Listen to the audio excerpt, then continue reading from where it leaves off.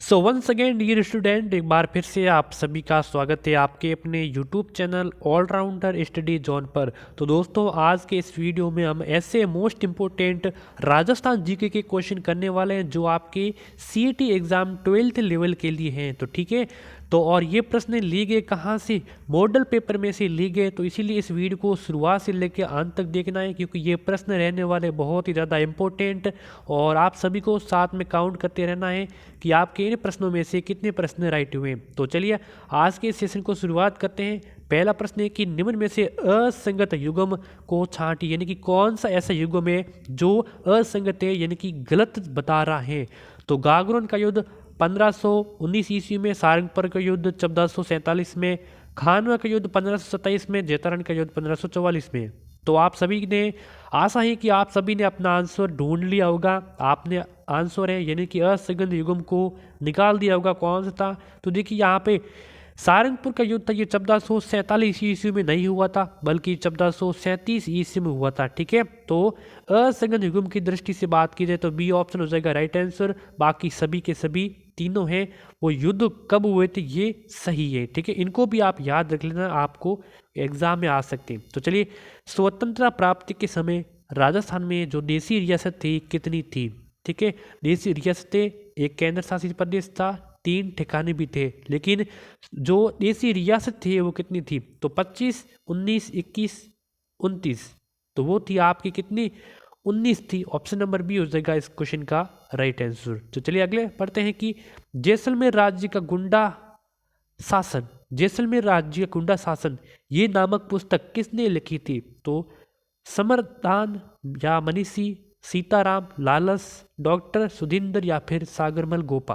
बहुत ही इंपॉर्टेंट प्रश्न है। तो ये लिखी थी सागरमल गोपा ने दोस्तों जैसलमेर राज्य का गुंडा शासन नामक पुस्तक लिखी थी सागरमल गोपा, और इनको 4 अप्रैल 1946 को जो जेल में इनको जिंदा जला दिया गया था। ठीक है, इनको। चलिए आगे बढ़ते हैं। ट्रेंस कमीशन संबंधित है किससे है? ट्रेंस कमीशन अलवर किसान आंदोलन से, मेव किसान आंदोलन से, बैंगो किसान आंदोलन से, जाट किसान आंदोलन से। तो सभी को अपना आंसर कमेंट करके बताते रहना है। ठीक है, अगर आपको किसी भी क्वेश्चन का आंसर आ रहा है तो आप कमेंट करके बेझिझक होकर बता दीजिए, क्योंकि कमेंट बॉक्स आपके लिए ही बना है। तो ट्रेंस कमीशन संबंधित है किसके लिए? बैंगो किसान आंदोलन के लिए। आपका इस क्वेश्चन का राइट आंसर हो जाएगा सी ऑप्शन। ठीक है, आगे बढ़ते हैं। अगला सवाल इंपोर्टेंट है और भी। राजस्थान के राजाओं में वो कौन सा शासक था जो अपनी सेना के साथ 1857 के संग्राम की सहायता हेतु राज्य से बाहर गया था? तो वो मतलब कहाँ, कौन सा शासक और मतलब कहाँ का था? तो जयपुर, जोधपुर, उदयपुर, बीकानेर। तो वो था बीकानेर का। कौन? सरदार सिंह। ठीक है, सरदार सिंह जो अपनी सेना के साथ 1857 के संग्राम की सहायता हेतु राज्य से बाहर गया था। अगला सवाल है कि गुजरात के सुल्तान बहादुर शाह ने चित्तौड़गढ़ के किले पर किस वर्ष हमला किया? गुजरात के सुल्तान बहादुर शाह ने चित्तौड़गढ़ किले पर किस वर्ष हमला किया? 1533, 1303, 1568, 1616। तो आप सभी को पता है कि 1303 में अलाउद्दीन खिलजी ने किया था। ठीक है, तो यहाँ पे हो जाएगा 1533 राइट हो जाएगा। जो बहादुर शाह ने चित्तौड़गढ़ किले पर 1533 ईस्वी में हमला किया। ऑप्शन नंबर आपका पहला। मालदीव के पश्चात मारवाड़ का शासक कौन बना था? बहुत ही इंपोर्टेंट है और इजी भी सवाल है। तो जैतमल, रामल, राव चंद्रसेन या फिर पृथ्वीराज। तो मालदीव के पश्चात मारवाड़ का जो शासक बना था वो बना था Rao Chandra Sen. Option number C हो जाएगा इस प्रश्न का राइट आंसर। आगे बढ़ते हैं। सवाई जय सिंह ने निम्नलिखित में से किस नगर में वेधशाला का निर्माण नहीं करवाया? देखिए आप सभी को पता है कि सवाई जय सिंह ने 5 वेधशालाओं का निर्माण करवाया, लेकिन इनमें से कौन सी वेधशालाएं जो यहाँ पे निर्माण नहीं करवाए? तो उज्जैन में, मथुरा में, आगरा में या फिर बनारस में। तो यहाँ पे आगरा को छोड़कर बाकी सभी स्थानों में इस ऑप्शन में जो निर्माण करवाए गए हैं, लेकिन आगरा में नहीं करवाए, यानी कि ऑप्शन नंबर सी हो जाएगा इस क्वेश्चन का राइट आंसर। आगे बढ़ते हैं। 9वां नंबर क्वेश्चन है कि प्राचीन राजस्थान में निम्नलिखित में से कौन सा क्षेत्र बौद्ध धर्म का प्रमुख क्षेत्र रहा है? जो प्राचीन राजस्थान में जो बौद्ध धर्म का प्रमुख क्षेत्र रहा है तो वो कौन सा? तो बैराट, जैतारण, सागवाड़ा, बालोतरा। तो वो रहा था आपका बैराट। ठीक है, ऑप्शन नंबर पहला हो जाएगा इस प्रश्न का राइट आंसर। आगे बढ़ते हैं बिना किसी देरी के। अलाउद्दीन खिलजी की विजय का जो काल क्रमानुसार व्यवस्थित कीजिए। देखिए अलाउद्दीन खिलजी ने जो विजय की थी वो सबसे पहले कहाँ पर की थी, उसके बाद कहाँ कहाँ पर की थी, तो ऐसा कालक्रम आपको बताना है, ऐसा कालक्रम। तो बताइए जल्दी से। तो देखिए सबसे पहले अलाउद्दीन खिलजी ने रणथंभौर पर आक्रमण करके रणथंभौर को जीता था, कब? 1301 ईस्वी में, ठीक है। उसके बाद में चित्तौड़ पर आक्रमण करके चित्तौड़ को जीता था, कब? 1303 ईस्वी में। उसके बाद में किसको? सिवाना पर आक्रमण किया था। सिवाना पर आक्रमण किया था 1308 ईस्वी में, सिवाना पर आक्रमण करके सिवाना को जीता।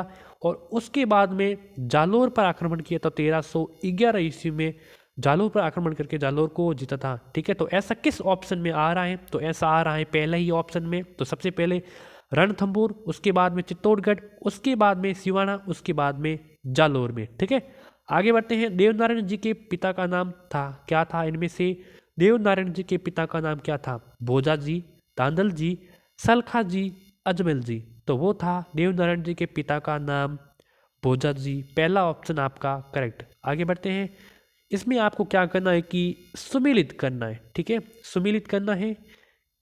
यहाँ पे मेले हैं और यहाँ पे संबंधित स्थित है स्थल है कि कहाँ पे लगता है। तो डिगी कल्याण जी का मेला कहाँ पे लगता है? तो ये लगता है आपका टोंक में। महावीर जी का मेला कहाँ लगता है? तो ये लगता है सवाई माधोपुर में। करणी माता का मेला कहाँ लगता है? तो ये लगता है देशनोक बीकानेर में। शीतला माता का मेला आपको ही करना है। पीछे बचा कौन? जयपुर बचा, तो जयपुर ही होगा ना, जयपुर में, ठीक है। तो ऐसा किस ऑप्शन में आ रहा है? आपको देखिए ऑप्शन याद रखने की कोई जरूरत नहीं। देखिए कल्याण मंदिर जी का सीधा याद रखना है कहाँ पे?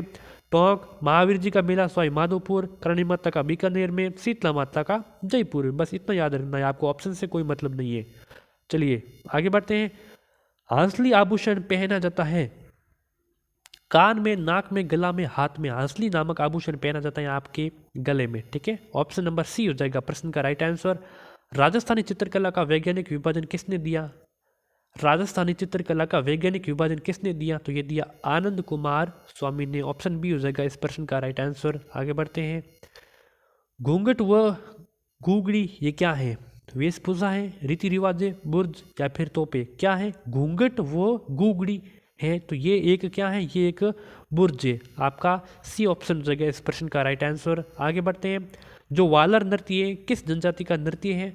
वालर नृत्य किए जाता है किस जनजाति के द्वारा किया जाता है, किस जनजाति का है?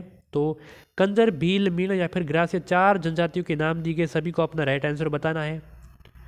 तो वालर नृत्य किया जाता है किस जनजाति के? ग्रास्य जनजाति का। आपका डी हो जाएगा इस क्वेश्चन का राइट आंसर, ठीक है, ग्रासियों द्वारा। आगे बढ़ते हैं। रांगड़ी व निमाड़ी किसकी उपबोलियां हैं? किसकी उपबोलियां रांगड़ी व निमाड़ी है? चैनल को सब्सक्राइब नहीं किया तो कर दीजिए, ठीक है। तो ये है मालवी की। किसकी? मालवी की रांगड़ी व निमाड़ी है जो मालवी की उपबोलियां है। ऑप्शन नंबर बी हो जाएगा इस प्रश्न का राइट आंसर। आगे बढ़ते हैं। अल्लाह जिलाई बाई का जन्म हुआ था जोधपुर में, बीकानेर में, जैसलमेर में, बाड़मेर में। देखिए इस प्रश्न का आंसर आप सभी को कमेंट करके बताना है। जैसे मैं प्रश्न को पहले से आंसर इसका बताऊं उससे पहले आपको कमेंट करके बताना है कि अल्लाह जिलाई बाई का जन्म कहाँ हुआ था। तो आशा है कि आप सभी ने बीकानेर बताया होगा। अगर आपके बीकानेर बताया तो आपका राइट आंसर है। तो चलिए आगे बढ़ते हैं। जो गणगौर का त्योहार कब शुरू होता है? गणगौर का त्योहार कब शुरू होता है? होलिका दहन के पहले दिन, दूसरे दिन, 3 दिन बाद, 5 दिन बाद।